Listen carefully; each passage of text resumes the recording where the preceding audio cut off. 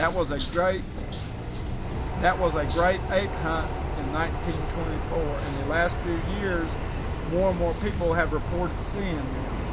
There is an ape hunt being revived again, and another man has written a book on the subject and has formed a club whose purpose is to find evidence to prove what they already believe, that abominable snowmen of America do exist.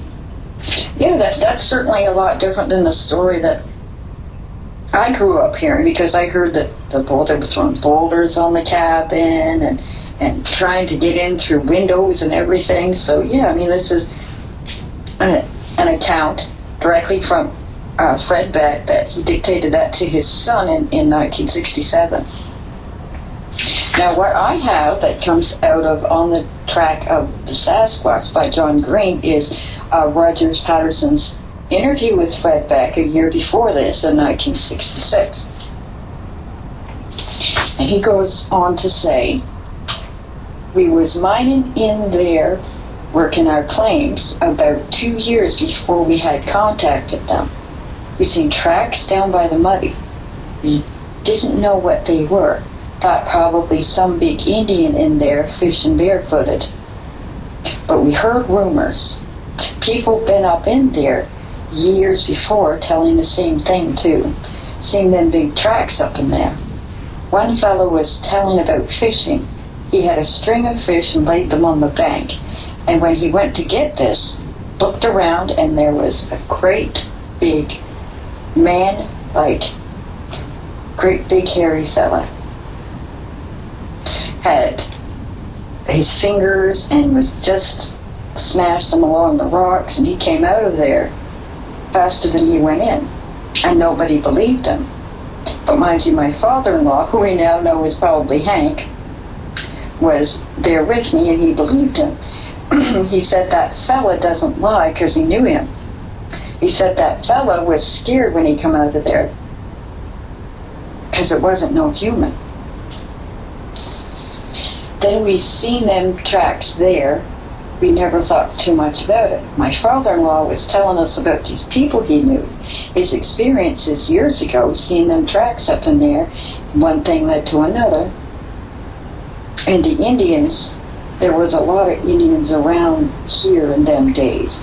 Them old Indians was afraid to go back up in there, Spirit Lake, because they was afraid of all the spirits.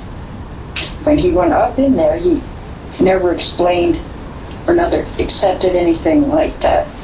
We heard noises there, whistling noises, like pounding on their chests. And Patterson asks, when was the first time you actually seen one? Beck answers, well, it was about 2 years after that we were seeing them.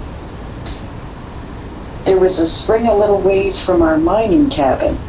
We had to go down into a gully to get water, and there's a ridge.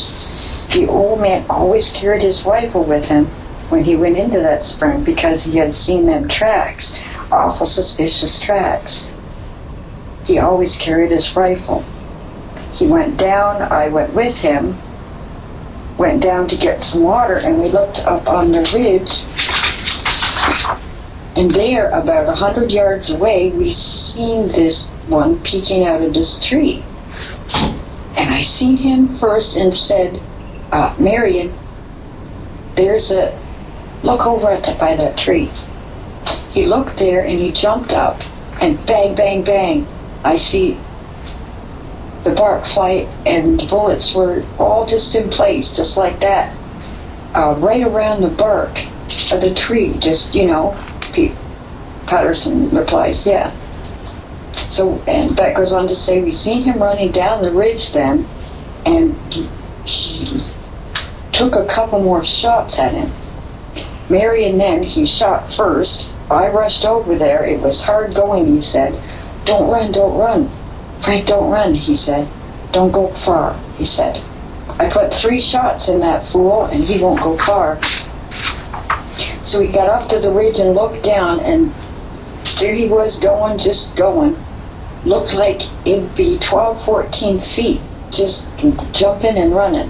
The old man took a couple more shots at him, and the old man said, my God, I don't understand it, I don't understand it. How can that fella just get away with them slugs in his head, he said. I hit him. Well, he got away all right. Then Patterson asks, well, now the tracks that you've seen before, you would estimate it around how big? And Beck replies, well, say 19 inches they measured. You see, the two detectives up with us from Portland, they measured the tracks. It rained that night. We stayed at the lake, a regular cloudburst. We went up there and we had, there was washed out ditches right under the little sheep hole. You know, springs that they might call them, springs, melted snow, kind of a little gully there. We had cleaned out our pots, our beans and rice. It quit raining before we got there. When we went up there were tracks made since it rained, fresh tracks about 19 inches long. And the detective said, well, these are tracks all right, but he said, who made them? I said, well, who did make them, I said. We was all together, and they've been made since the rain. And they talked about it, and they said it might have been a coon making them, or part human, all that stuff, a bear human. When did you finally see one? When we saw them, you know, we heard that noise, pounding and whistling at night. And they came in, and there was a pile of shakes piled up in there, big shakes. Our cabin was built out of logs. We didn't have rafters on it. We had good-sized pine logs, you know, for rafters, 2-inch shakes, pine shakes. We had them rafters close apart. They were about a foot apart. Because he said he wanted to make a roof that would hold the snow. We made one to hold the snow. Them buggers attacked us, knocking the chinkings out on my dad's foot. On my father-in-law's chest, and had an axe there. He grabbed the axe, and the old man grabbed the axe and the logs, and then he shot on it right along the axe handle, and he let go of it. And then the fun started. Well, I tell you what, pretty near all night long they were at that house trying to get in, you know. We kept shooting, get up on the house, we'd get up on the house. We shot up through the ceiling at them. My God, they made noises. Sounded like a bunch of horses were running all around there. The next day we'd find tracks anywhere. And there was any sand on the rocks, we found tracks of them. And those were the same tracks we'd seen. Yes, the same tracks. They never measured them, but they were big fellas. That was the only track we measured was the ones the detectives measured. Now, did you explain this while back at there was one time that you had shot one? When did this happen?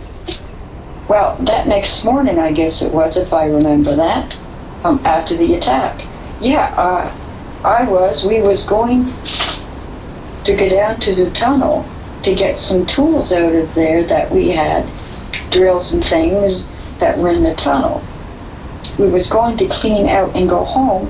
When I went down, I took the rifle with me. We all carried rifles after that happened.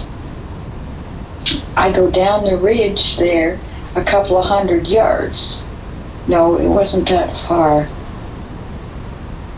Why, there was none of them following, running out of the clumps of the bushes and running down the gorge. I shot one in the back, 3 shots, and I could hear the bullets hit him, and I see the fur fly on his back. I shot for his heart, and he stopped and he just fell right over the gorge. And I heard him go down into the canyon.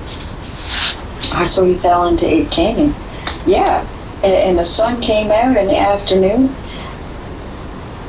That water was really a torrent going down in there. I'd say they wash anything out of that fell in there. And the reason I don't know if they're human or not is because I couldn't kill them and I hit. Well, how would you describe, Mr. Beck, as far as what they look like in their body and their head?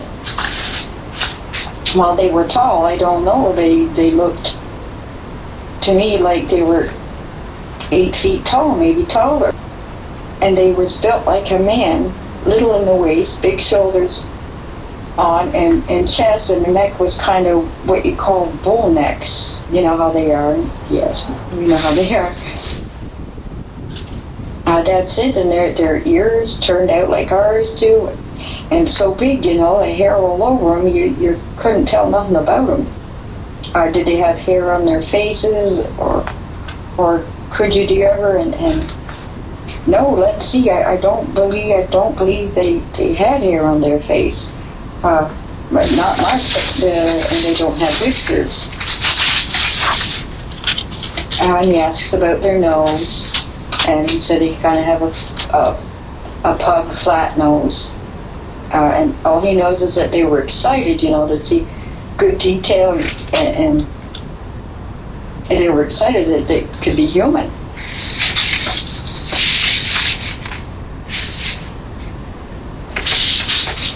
And there's a few more details here that are kind of insignificant to what we're talking about, but there we go. That was the interview done with Roger Patterson the year before he wrote the book, like I said, in 1966.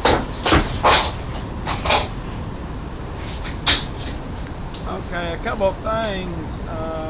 First of all, this was definitely a story that was reported not long after it happened. This was reported in the newspapers in 1924. And many people investigated